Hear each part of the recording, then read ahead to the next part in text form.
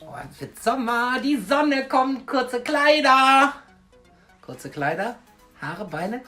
Ich muss zum Waxing. Hallo und herzlich willkommen, mein Name ist Dirk, seines Zeichen Ästhetiktherapeut. Ja, es wird Sommer.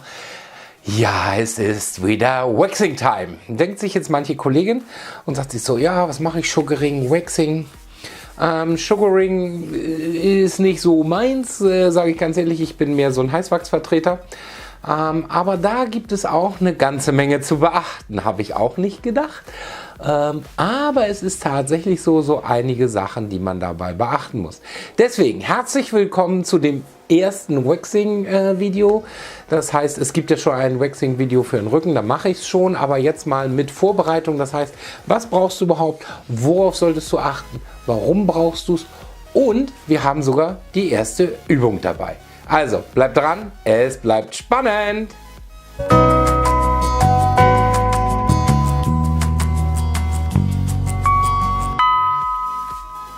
Hallo und herzlich willkommen. Schön, dass du da bist bei Body Dream Skin and Body Management. Heute mit dem Thema Waxing. Ja, irgendwann ist es immer so weit im Jahr, da geht es um das Thema Waxing. Und jetzt machen viele, die anfangen, wahrscheinlich genau den gleichen Fehler, den ich auch gemacht habe. Sie holen sich dann irgendwie so eine Patrone, holen sich so ein bisschen Fließstreifen und legen los. Vom Prinzip ist das ja auch alles nicht schlimm. Es ist nur komisch, dass Kunden wegbleiben und nicht wiederkommen, aber so richtig erzählt einem das auch denn keiner, es sei denn, man geht auf irgendein Treffen oder in einen Waxing-Kurs oder Sugaring-Kurs. Sugaring weiß ich noch nicht, Sugaring ist nicht so meins, ich bin mehr so der Heißwachs-Fan. Es gibt ja so, die einen sagen so, die anderen sagen so. Was brauchst du eigentlich oder wie solltest du dich vorbereiten, um zum Waxing zu kommen? Also für die großen Flächen, für Beine, Arme, Brust, Rücken oder sonstiges sind solche Waxing-Patronen, finde ich, ganz gut zu gebrauchen. Das heißt, die gibt es in zwei Varianten. Einmal unkodiert, das heißt, sie sind einfach so viereckig, wie sie sind, und kodiert. Das heißt, sie haben hier einen Ausschnitt, das macht auch jeder Hersteller irgendwie anders. Das heißt, es gibt diese Waxing-Heißmach-Dinger, sage ich mal, die man so reinsteckt. Das ist so ein ganzes Teil, was das umschließt, diese kleinen bollerigen Dinger. Und die passen dann rein. Da steht dann auch manchmal vom Hersteller drin, Achtung, nur kodierte oder Achtung, auch für unkodierte, müsst ihr gucken, wie ihr mit zurechtkommt. Ich habe mich irgendwann mal für ein unkodiertes System entschieden, wo ich alle nebeneinander reinstellen kann. Das heißt, wenn es bei mir dann zum Waxing geht, mache ich dieses Gerät an, stelle meine 6 Patronen da rein, 4 Breite, 2 mit einem schmalen Kopf und lasse die heiß werden. Dann nehme ich die einfach nur raus, drehe sie um auf den Kopf und lasse es ganz langsam über der Haut rübergehen und verdrehen. Ich nehme zum Beispiel sehr gerne Azulenwachs, da habe ich die besten Erfahrungen mit, aber ihr könnt gerne unten reinschreiben, womit ihr auch die Erfahrungen gemacht habt. Dann als nächstes, was ihr braucht, wenn ihr diese habt, braucht ihr auch diese sogenannten Fließstreifen. Diese Fließstreifen werden nachher in das Wachs gelegt, das wird eingerieben, sage ich mal, in das Wachs, ein bisschen gewartet, bis da eine Verbindung steht. Und dann wird es mit einem Ruck abgenommen. Ja? Da gibt es auch unterschiedliche Qualitäten. Ich glaube, auch da muss jeder seins finden. Das billigste war es nicht, das teuerste war es auch nicht. Ich habe so eine mittlere Webegase jetzt genommen. Und diese mittelgewebte komme ich am besten mit meinem Zieh- und Zugrhythmus am besten zurecht. Jetzt würde schon ja, Zieh- und Zugrhythmus, was heißt das? Da kommen wir dann nochmal besonders drauf, weil ich möchte heute noch auf was anderes eingehen. Das hat was mit den Zugrichtungen und der Arbeitstechnik zu tun, was ihr auch ein bisschen üben solltet. Dann, was bei mir ja sehr gut ankommt, ist die Vorbehandlung. Das heißt, hier habe ich so ein Vorbehandlungsgel und dieses Vorbehandlungsgel desinfiziert und reinigt ein bisschen die Haut und bereitet sie auf das Waxing vor. Das heißt, ich habe hier noch so eine kleine Stelle, die so ein bisschen behaart ist an der an der Hand, da gehe ich mal drüber und nehme ein ganz kleines bisschen von dem Gel und trage das langsam auf die Haut auf. So, dann kann ich bei dieser Gelegenheit, sehe ich auch gerade, in welche Richtung wachsen meine Haare denn. Ja, also die Wuchsrichtung ist körperauswärts bei mir hier an der Hand. Das sollte man sich schon mal merken. Wenn das dann richtig reingerieben und verarbeitet ist, fast trocken ist, dann kommen wir zu dem nächsten Schritt. Das Pudern. Bitte, bitte, bitte, pudert es vorher ab, damit ihr nicht die halbe Haut habt. Und durch das Puder, finde ich, werden die Haare noch ein bisschen besser von dem Wachs umschlossen und etwas leichter zum Rausnehmen. Ja, weil die schon so ein bisschen lose dann irgendwie auf der Haut liegen, finde ich das ganz nett. Was ihr unbedingt ein bisschen üben sollt oder was ihr noch braucht, sind so kleine Tabs oder Blöcke oder Brocken oder wie auch immer in einem kleinen Wachserwärmer. So, das heißt, ich habe den so eingestellt, diesen Wachserwärmer, dass dieses Wachs ein bisschen, ja, ich würde sagen, so ein bisschen zäh ist. Und zwar so weit, dass wenn ihr mit dem Spatel reingeht, dass es nicht wieder einfach so stumpf runterläuft, ja, so ganz dünn, sondern dass ich von ganz alleine eigentlich wie so ein Spatel auch ein bisschen was rausnehmen kann, damit ich ein bisschen was nachher auf dem Spatel habe. Warum ist das wichtig? Das ist in diesem Sinne wichtig, weil wenn ich mit dem Spatel arbeite, muss ich so kleine Patties machen. Deswegen auch dieser Streifen hier, wo wir einfach mal uns angucken, was passiert, wenn ich diese Patties nicht richtig hinkriege. So, das heißt, ich versuche was auf den Spatel aufzunehmen. Das ist auch gleich die kleine Übung für euch. Dann tragt ihr das auf, so, und normalerweise sind die ersten dabei und ziehen das immer so schön hin und her und her und hin. So, dann haben sie hier so einen Klecks. Und dadurch, dass sie hier so einen Klecks haben, habe ich eigentlich keinen richtigen Anfang und kein richtiges Ende.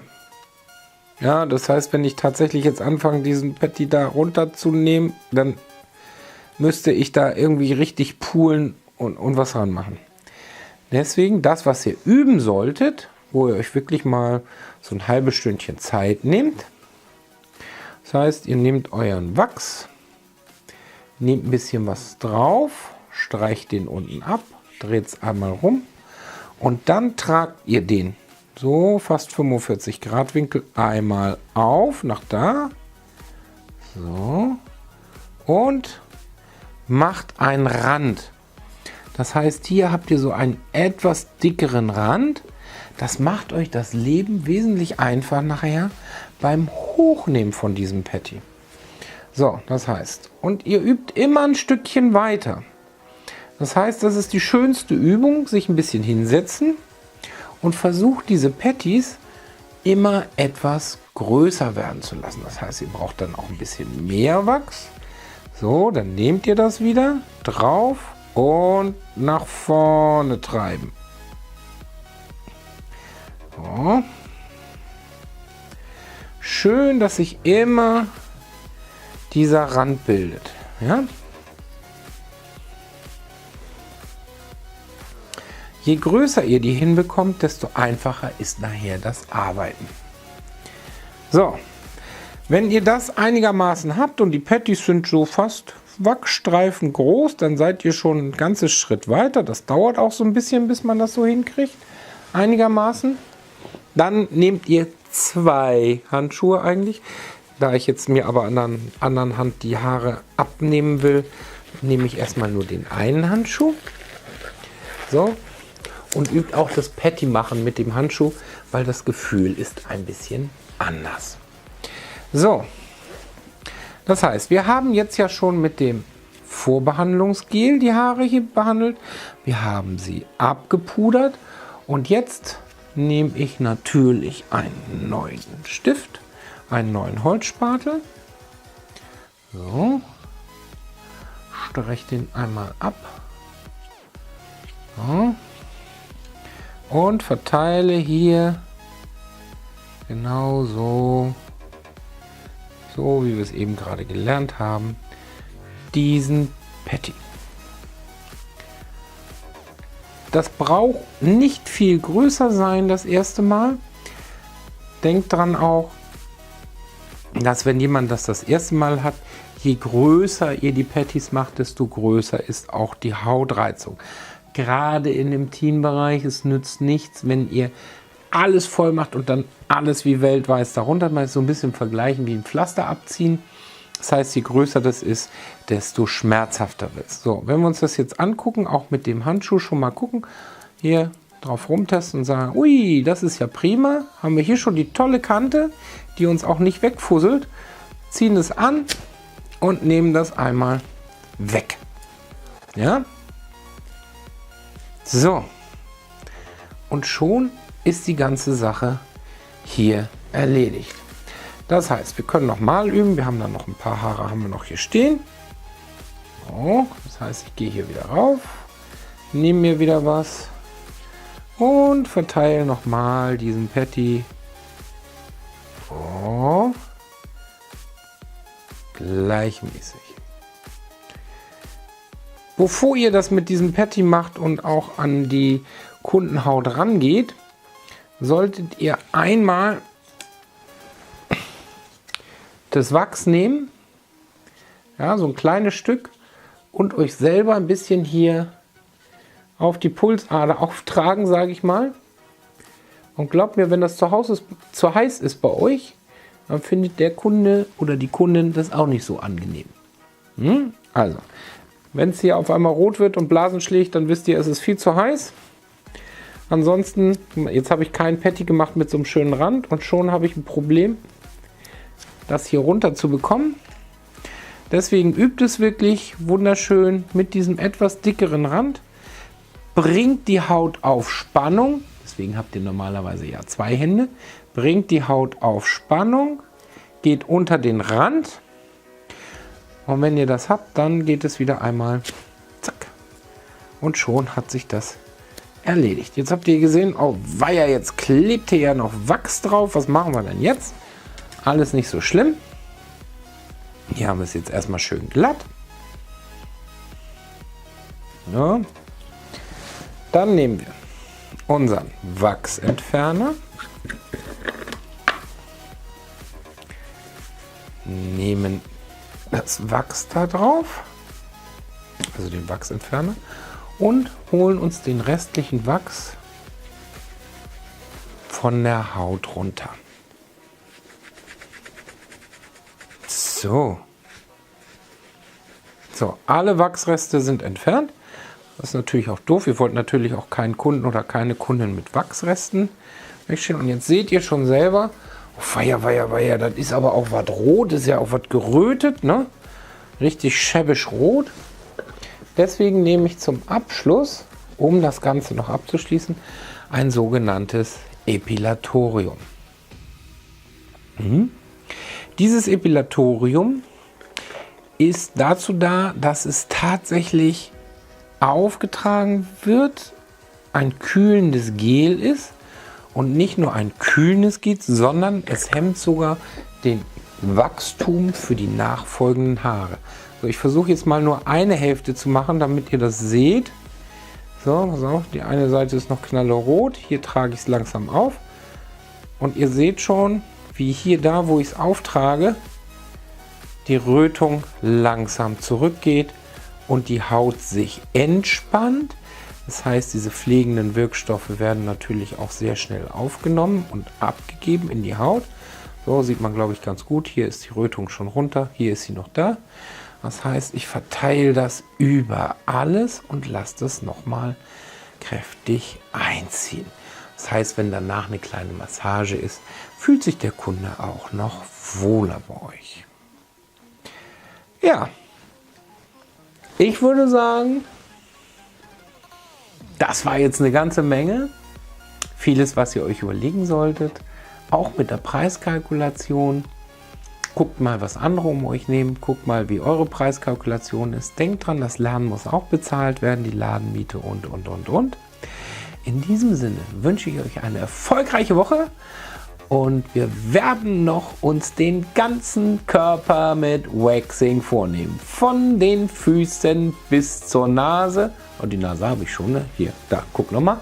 Ja, vielleicht auch Augenbrauen und sonstiges. Also solltest du unbedingt das Abo setzen, damit du es nicht verpasst. Eine wunderschöne, erfolgreiche Woche wünscht dir Dirk von Body Dream Skin and Body Management. Tschö!